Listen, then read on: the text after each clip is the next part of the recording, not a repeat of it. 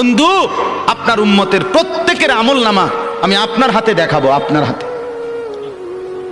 আপনার সামনে পেশ করব, আপনি দেখে কথা বলবেন। আমার কাছে সুপারিশ আপনি কইরেন, মানা নাই, কিন্তু আপনি দেখে করবেন। রাসূলুল্লাহ সাল্লাল্লাহু আলাইহি ওয়াসাল্লাম যদি হাসরের ময়দানে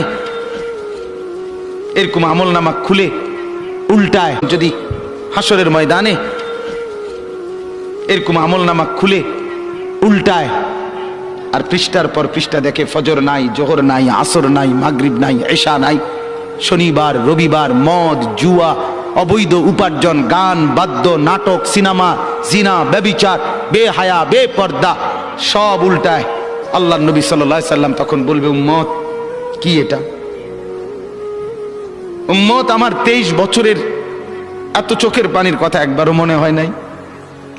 কি আনছো এটা আমারে? উম্মত, তুমি জানো না আমি যে তায়েফের পাথরের আঘাতে পুরা পিঠ চালনির মতো জাজরা বানায় ফেলছে আমার? শোনো নাই তুমি? আমারে যে উহুদের ময়দানে দান দান শহীদ করে রক্তাক্ত করছে, তুমি শোনো নাই? আমি যে 14 দিন পেটে ক্ষুধার তাড়নায় পাথর বাঁধছিলাম, উম্মত, তোমার মনে নাই?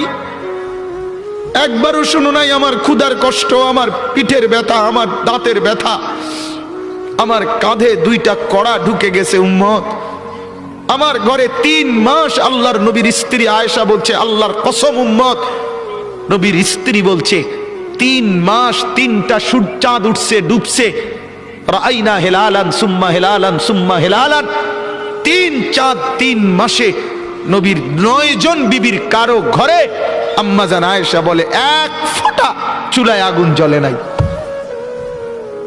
মা আওকাদাত ফি আবিয়াতে রাসূলিল্লাহ নারুন, নবীর একজন বিবির ঘরেও আগুন জ্বলে নাই। আল্লাহ নবীর স্ত্রী আয়েশা একদিন বলছিল নবীকে পিঠে হাত বুলাইয়া, ইয়া রাসূলুল্লাহ, স্বামী আপনার পিঠ ছিদ্র ছিদ্র কেন? পুরা পিঠ চালনির মতো ছিদ্র ছিদ্র কেন? আপনার কি ছোটবেলায় বসন্ত রোগ হয়েছিল, গোটা হয়েছিল? আল্লাহর নবী চোখের পানি ফেলে বলছে, আয়েশা তুমি জানো না